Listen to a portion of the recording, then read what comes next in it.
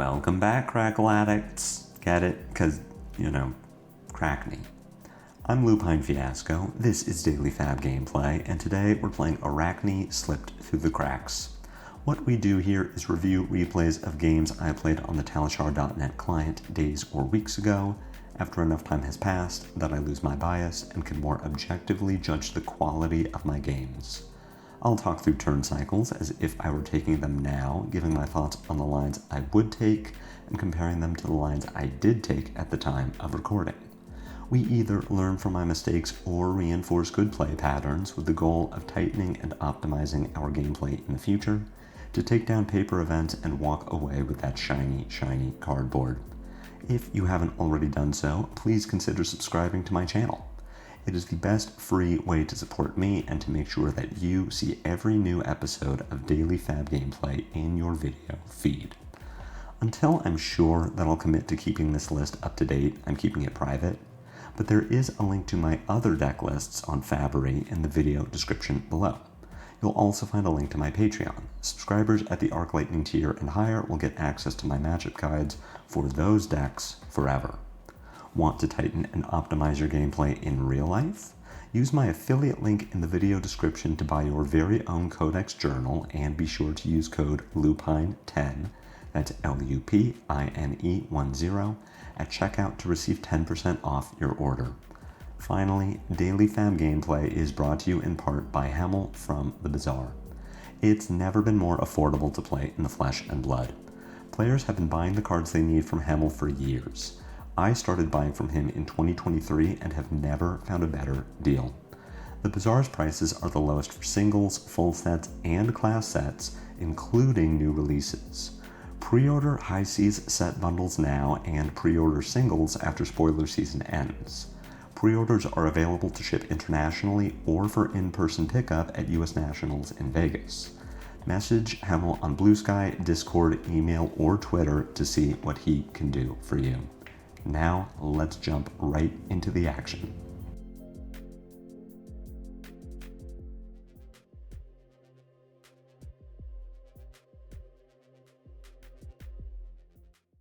Okay, our opponent here has the right idea. This is the Slippy Mirror, my first one. Already, I'm thinking some sideboarding choices need to be different. Specifically, I don't really like Crown of Providence. I'll use it this game, but it's more to fix the hand. I thought was, we're playing against an assassin, they have Leave No Witnesses, Command and Conquer, we want Crown of Providence, right? Well, Slippy has Bonds of Agony and reasons to want Mask of Perdition in an aggro mirror. We know that Slippy's deck is built at least similarly to ours, so there's a great chance that anything we banish off the top with Infiltrate is something we'll be able to play. Most of the cards we banish off the top with Art of Desire Body are going to be reds that will draw us cards and gain us life. So Crown of Providence seems really nice when you're just looking for overall value. Thinking back to Aurora, at least in aggro mirrors, I wasn't a big Face Purgatory guy, so Crown of Providence just made sense for overall value and defensive play against Assassin, but in Assassin, who has Mask of Perdition and really wants the benefit of Perdition, both the attack reaction and the banish effect, I think Crown is just bad, so that would already be a change to make. Outside of that, I think Shroud is good. We are playing an aggro mirror. We want to be able to play our Spike with Blood Rots for free. We want the 1-pointed block from Shroud. And in my list, at least, we only have Whisperers for aggro. I'm not going to play AB1 Spell Void 1 against Slippy. So the equipment seems good aside from Crown. And I think my sideboard choices are generally good, not bringing in defense reactions, not worrying about cards like Backstab or Spreading Plague. We're just trying to kill Slippy before Slippy can kill us, which this opening hand doesn't really help us do, and we have to go first after losing the die roll, so already not off to a great start. I do want to get this Command and Conquer into my graveyard as much as I don't want to let Slippy filter. We also have this lack of synergy between CNC and the 3 other cards in our hand. One of these yellows can pitch for CNC, but we can't take up the mantle on CNC even for +2, or Weaver Spinneret won't give CNC +3, and we can't shred whatever is blocking CNC. So there are a lot of reasons to get it out of our hand. and we now have to decide how we're going to pay for it. So between our yellows, which one do we want to keep, and do we want to keep Orb Weaver Spinneret at all? And I think the answer is probably no on Orb Weaver. We could send CNC, pitch a Shred, flick a Hunter's Glaive at Slippy, deal a point of damage, mark them, Arsenal Orb Weaver, and then protect it on our next turn so that we get the +3 and a Calicera. But maybe that is the good play. The play I think we should take is to overpitch for Command and Conquer, and I think we should overpitch with Spinneret and Shred, and that might end up being wrong. Let me know, any more experienced Assassin players, what is better in Arsenal on turn 0? Is it Take Up or is it Shred? So Shred generally does not seem as good as Take Up the Mantle, especially if we are showing our opponent that we play Shred. They can just not block because they don't want to get shredded, whereas Take Up the Mantle is more aggressive because it always gives +2 and sometimes gives +3, but we're really not getting the Take Up effect. We only have Command and Conquer in our graveyard.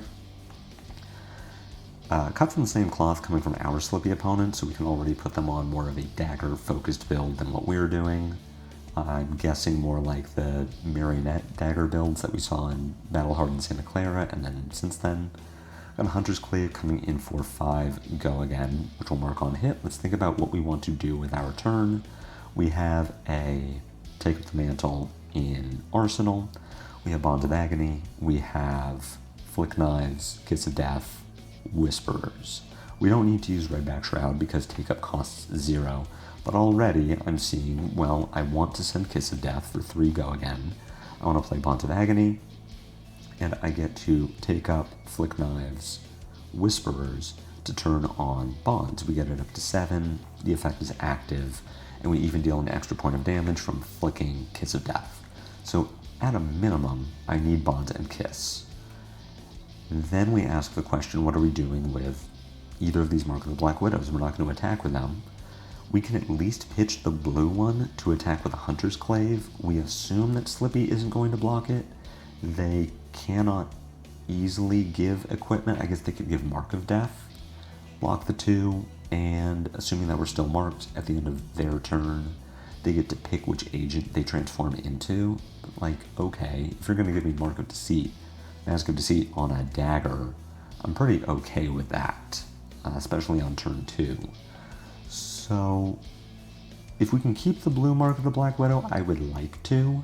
If I can hit with the Hunter's Glaive, it gives Take Up the Mantle an extra point of power, which means that the Bonds is coming in for 7 instead of 6, which is going to be a little harder for Arakni to block. So if I could keep blue Mark, I would like to, which means that the only card in my hand that I'm really actively interested in blocking with is red Mark. Am I going to block the Hunter's Glaive? The answer is no. If I was going to block the Hunter's Glaive, I would want to block it out completely so that we don't get marked. But the Hunter's Glaive has piercing, so we can't just put red Mark and red back and black tech in front of it. It goes up to 6. I don't want to use Crown for this, so we're just going to take the damage. We'll block whatever the next thing is. Slippy is not Mario, so if the follow-up to this Glaive is something like Mark of the Black Widow, it's only coming in for 3. We don't have to worry about that breakpoint making it awkward, and we can just block with our Mark. Instead, we have a Calicera coming in for 4. This does have Go Again. Do we think that there is a follow-up to the Calicera? There could be. This is getting Go Again, not only from the fact that we're marked, but also from Slippy's ability. So there is a decent chance that there is a follow-up to this, but I'm assuming that if there was a follow-up, that would have been what Slippy played, unless we're talking about Leave No Witnesses. But what that means is we can just block with blue Mark if there is a follow-up to this. So I want to block this Calicera with Black Tech Whisperers and Mark of the Black Widow. It's a little tempting to not block with Whisperers, let Calicera hit me for 1 so that I can clear my Mark, but I think it's just more valuable to get an extra point out of our Whisperers, especially in an aggro mirror, than to clear the mark. So we come to our turn now. We're going to execute the line that we described. We're going to pitch Mark of the Black Widow to pay for a Clave, and what I want to do is send Kiss of Death first, Clave second, because if we're assuming that the Clave is going to hit, I don't want Kiss to clear the mark. I want Arakni to be marked when I play Take Up the Mantle, which means we're sending Kiss first. This does get a block out of Arakni. That's fantastic for us. We don't have to deal with Leave No Witnesses. We'll send our Clave second. We assume that this is going to hit, and it does seem to be the case, which means that Arakni is marked. And then we play Bonds for 1. We are going to play Take Up the Mantle first. I did make a mistake in this game and have to undo the turn because I flicked before playing Take Up, which meant that Bonds only got +2 rather than +3. And now our Bonds connect, and we get to decide which card from our opponent's hand we want to take. They have 2 reds and a blue. We don't know what their arsenal is, but we can pretty safely assume that it is not a disruptive attack, or else they would have played it on their last turn. So maybe it is a dagger pump that they wanted to hold on to, or probably not a defense reaction, or I think they would have used it here.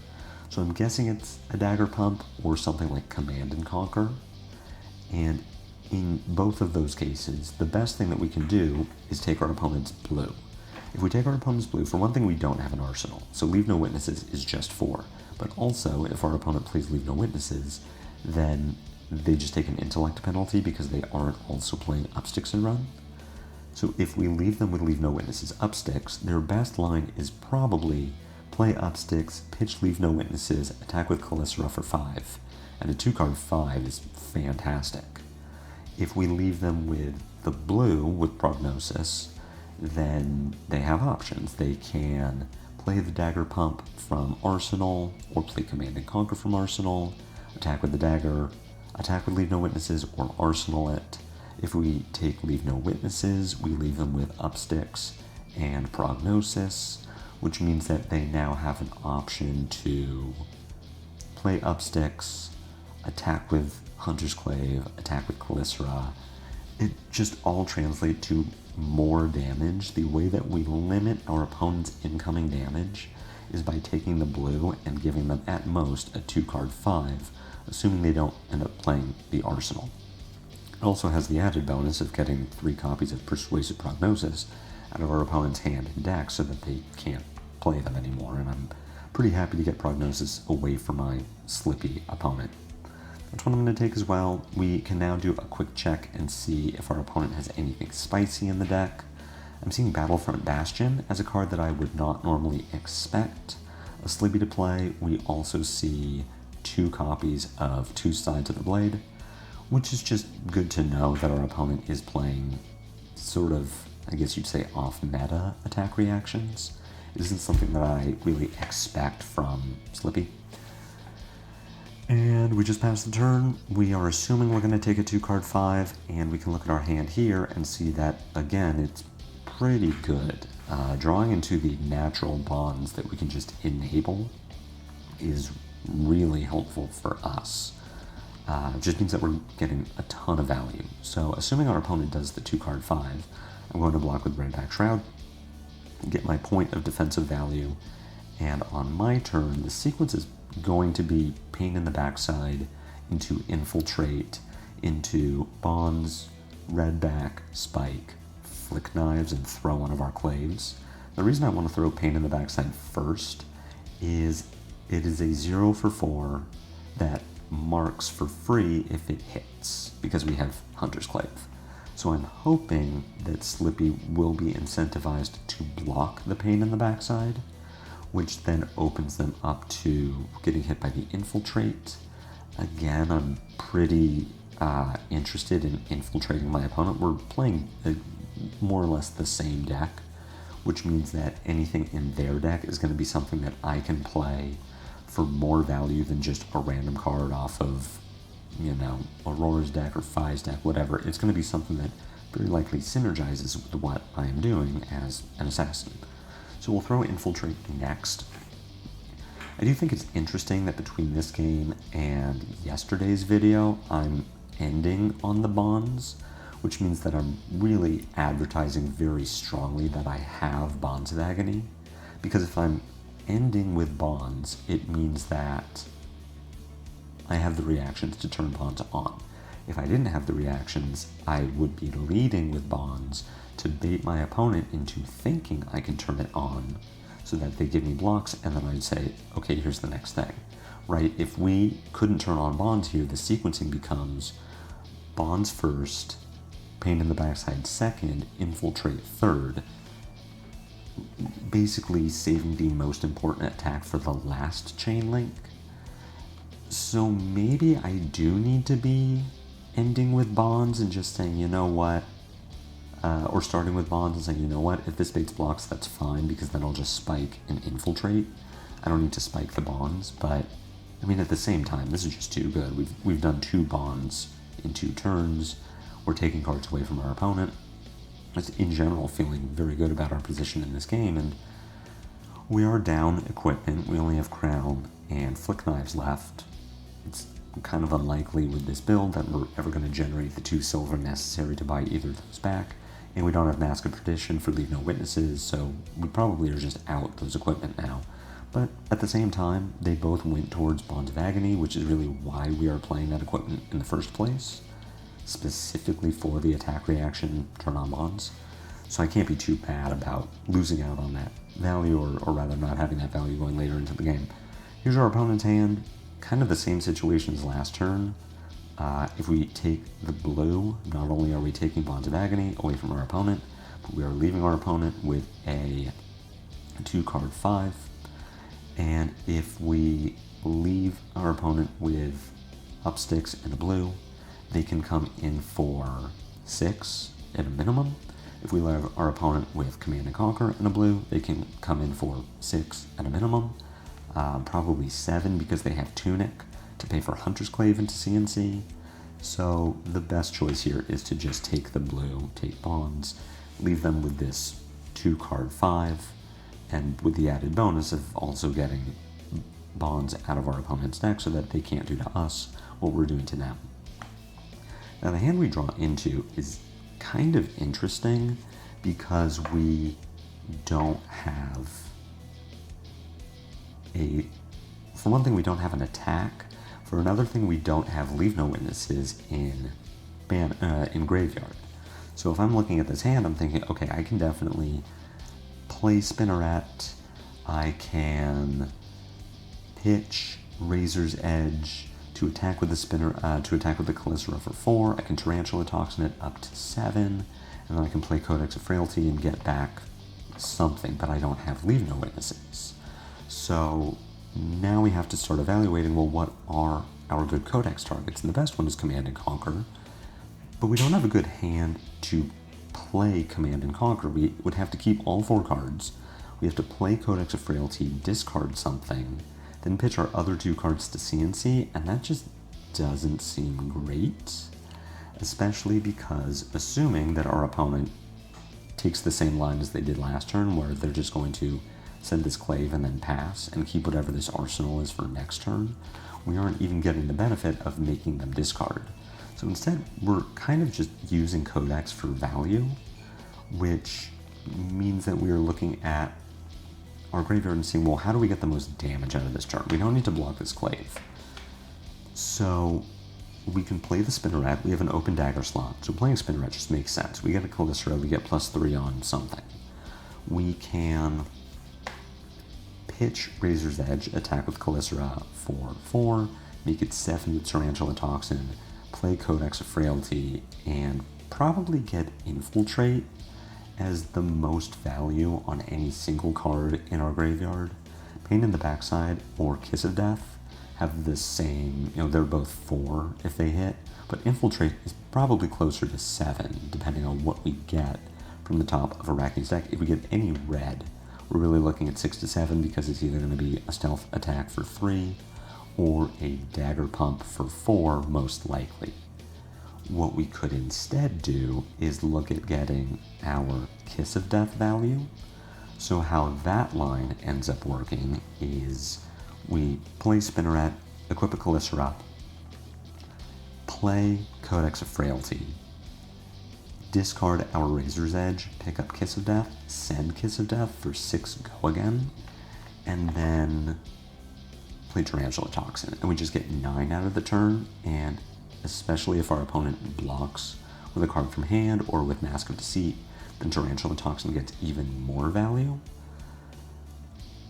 So if we take the Spinneret, Calicera, Tarantula Toxin Infiltrate line, then we are getting 10 out of our turn. If we take the Spinneret, Codex, Kiss of Death, Tarantula Toxin line, then we're only getting 9 out of our turn, but we make blocks worse for our opponent. I think we just take the first one and we go with the Infiltrate play. So that all being the case, we're not going to block this Hunter's Clave. We're going to take 5. We're going to get marked, which is unfortunate. It does make our opponent's Mask of Deceit better because they can now use the mask, get an offensive agent like Black Widow, and then we have to deal with that on our next turn. But we do more damage because we're keeping all of our cards. We really don't care about the 5 damage here. We're ahead enough in this game that we can afford to lose a life. Now, a line that we could take is blocking with Razor's Edge and Tarantula Toxin, and then our turn is just Spinneret, Codex, Infiltrate, and we effectively get 12 out of this hand. Let's call it 11 because we're blocking 6 on 5.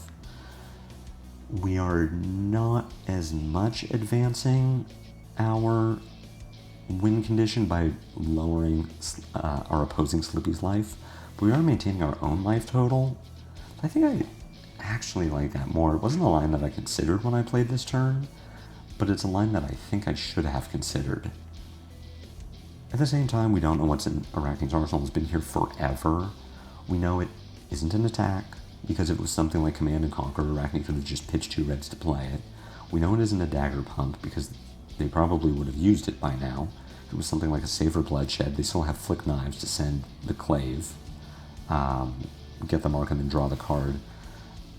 So the only card that really makes sense at this point is an attack reaction that can't target a dagger, which means take up the Mantle, or I guess Tarantula Toxin, which could be used on a dagger, but because we aren't blocking the Caliceras, there just isn't a reason to play the Toxin. So I guess it's gotta be Take Up or Tarantula Toxin, which is maybe something to think about, considering that we let our opponent get the Black Widow flip, and maybe just, if we were going to block 6 on that 5, then maybe we get got by Tarantula Toxin, but again, it's just damage. Do we really care? Ponder from Codex draws us a red Mark of the Black Widow, which is not the best card in our deck, but also far from the worst. We draw into a hand that blocks very well. We now get to decide how we're going to play around whatever Black Widow is doing. What do I want to do on my turn? So far, we haven't seen a Shelter from the Storm out of our Arakni here, which doesn't mean that they don't have one. It just means that they haven't drawn it yet. But if we are assuming that they are not playing Shelter, then suddenly Black Widow from Arsenal, Flick Knives with Razor's Edge gets pretty good. We can lead with Persuasive Prognosis and bait the Shelter out of our opponent. If they do have it, it's likely that they would discard it to the Prog. And then we know, well, don't go for the Widow Flick Razor's Edge play. Just Razor's Edge to the Prognosis. That means that we can block with these 2 Infects. If we end up keeping all 5 cards, then our turn kind of sucks because we don't have a way to convert all 5 cards. If we block with an Infect and keep 4 cards, then we can think about pitching Prognosis to send Clave into Mark of the Black Widow, and to flick the Clave into, whatever. If they then defense reaction the Mark of the Black Widow, then we still have them marked, and we can send Calicera for 1 with Go again, and then play Infect and have Razor's Edge, etc. So I really want to block with an Infect. I'm okay blocking with 2 Infects. If I have to block with Prognosis, I will, and it doesn't really impact my turn that much because I still get to do Widow, Flick, Razor's Edge, but I would like to keep the Prognosis if I can, and I think Razor's Edge is the most important card in this hand to keep. But we've got a Calyssura coming in for 0. I am at 23. Yes, we are marked, but if my opponent just wants to drop 3 to the points and bring this up to 12, that's good. I have the life to give. We're not blocking, which means that Tarantula Toxin only gives +3. It doesn't also give -3 to what we're doing. Arakni goes ahead and plays Throw Dagger, which is pretty good for us because we're already marked. So we lose our mark, we'll regain our mark. Arakni is down a Clave, so can no longer mark us without playing another Upsticks. We get the Tarantula Toxin from hand, 2 sides of the blade from Arsenal, so we were correct in that it was an attack reaction. We were wrong because it can target the dagger. Taking 6 from the Calyssura, and we're going to have to banish a card to the Black Widow effect, which will be this single infect that we don't mind losing. And we are also not going to block whatever the follow-up is, and at least from hand. And here's why. My understanding of Black Widow Calyssura is that if the Calyssura gets the Black Widow effect and then is flicked later on in the chain, the effect will trigger again, because the Black Widow banish sticks with the Calyssura, like how Toxicity or Spike with Bloodrot stick with Kiss of Death when it is then flicked later in the turn. Correct me if I'm wrong, because this is a new thing that I just learned, but I believe that is how the interaction works. I don't want to get hit with Art of Desire Mind because we do play enough blues that there is a decent chance one is on top of my deck. I don't want Arakni to gain life and draw a card. So I'm going to block this Art of Desire Mind, and I'm going to do it with Crown of Providence, and then I'm going to sink my Mark of the Black Widow and draw a new card, so that if we do get flicked and have to banish the Black Widow again, we at least have all of our options available. We know what our turn looks like. But I believe that's how this works, and it only works with Calyssura and Kiss, I think. So if there are any judges watching this, let me know in the comments if that is right or wrong, and what piece of the rules I should pay attention to figure that out. But we don't get flicked, so we don't have to banish, which means that our hand is kind of not great. We do get to pitch Prognosis to attack with at least a Clave, if not also a Calyssura. And we're probably playing the Infect. So we're going to lead with Kiss of Death because we want to flick the Kiss of Death and deal 2 points of damage. I believe what should end up happening here is we should send Kiss. If it gets blocked, we play the Razor's Edge, put it up to 6, deal 4 points of damage. So we should Razor's Edge now. We don't need to save Razor's Edge for Infect, but we don't do that, and I think that's fine. The follow-up here is going to be Hunter's Clave for, I think it should have been Hunter's Clave for 1, put Arakni to 6, mark them, then attack with Calyssura for 1 go again, then attack with Infect and Razor's Edge the Infect, so our opponent is at 5. They have to give us 2 cards or else they die. If they give us 1 card and we Razor's Edge, we put them to 2, and then they need to pitch to Bloodrot. But the Prognosis here is fine too. If this gets blocked for 3, then we Razor's Edge up to 4, get 1 over the top and take another card out of Arakni's hand. But if they're just sitting on a defense reaction, then the Razor's Edge gets blocked out, and I think this line was just worse than pitching the Prognosis to send Dagger Dagger. So we take a look at our opponent's hand, we see take up the Mantle, 2 reds, and we banish a red off the top. So we can only pick between Spinneret and Cut from the Same Cloth. Knowing that Arakni can pitch take up the Mantle to attack with a Calyssura, and knowing that the first Calyssura will get go again from Arakni's effect because it has stealth, we have to give our opponent this yellow. So if they play Cut from the Same Cloth and then pitch take up the Mantle, to attack with Calycera. The Calycera comes in for 5. Maybe we end up getting marked by the cut from the same cloth, but then Arakni has no follow-up, because Arakni only has 1 dagger. If we leave them with Orb Weaver Spinneret, not only do they get extra value by making a second Calycera, but now they have a way to spend both resources from pitching Take Up the Mantle. They get to send Calycera for 4, go again, Calycera for 1, and be able to flick knives. So we leave them with cut from the same cloth, which will let them deal the same amount of damage by pitching Take Up to attack with a dagger, but means that they don't have a follow-up on future turns. They only have the 1 Calycera, so flick knives doesn't work as well, and we just arsenal this Infect. And the hand that we draw into is pretty good for trying to end the game. Our opponent's at 1. So what we would really like to do is at least keep a blue so that at minimum we can dagger. We could also keep Shred because it will get any of our attacks through any block.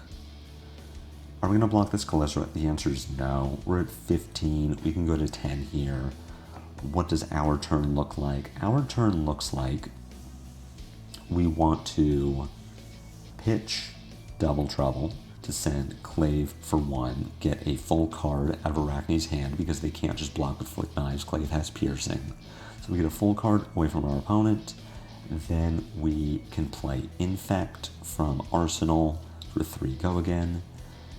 Our opponent knows that we have Shred because they just saw it with cut from the same cloth. They have to block with 2 cards from hand in order to not be dead to the Infect, which means we don't need to play Shred. We also now can just flick a dagger and kill Arakni that way.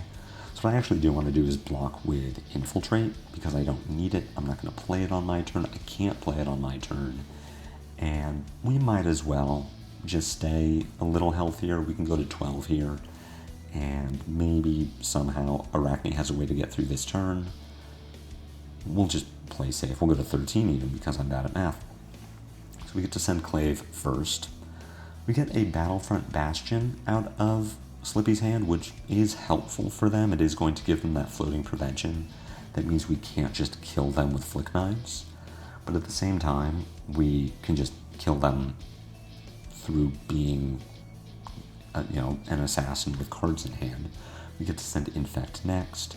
The Infect has to be covered by 2 cards, or else we just shred it. And if this is blocked by 2 cards, then we play Leave No Witnesses, which will get shredded. Or we even get to Flick Knives, clear the floating prevention, and then hit Arakni for 1. But they're just going to take the damage. So I know this wasn't a particularly close game. We had 2 active bonds compared to our opponent having no active bonds. The bonds are both very good as far as what Arakni had available to then play out their turn, which meant 2 turns of back-to-back 2-card 5s. But like I said, this is just a new experience for me playing Slippy, and so I'll be putting up a lot of games that may or may not be close, just because even in these games, I am learning things. So am I supposed to Arsenal, Shred, or Take Up the Mantle on turn 0? Am I supposed to take the defensive line and block for 6 on Hunter's Clave for 5, and then play a Codex and get more overall value? Am I supposed to get more offensive value? Am I supposed to go for Kiss of Death lines? We saw our opponent with the Calycera Black Widow effect, and some industrious judge gets to tell me if that works or not. And then I get to learn from that. So we're still learning things from these games that may or may not be close, but that's why I'm putting them up. Ultimately trying to learn a new hero in lieu of Aurora hitting Living Legend. So I hope you enjoyed this game. I hope you learned something. If so, be sure to take up that like button. My comments are always open for any questions or feedback. If you haven't already done so, please consider a YouTube subscription. It's free and helps me out a lot. I have a Blue Sky, a Discord, and a Patreon, links to which are in the video description below. I will be back later this week with more daily FaB gameplay, and until then, take care.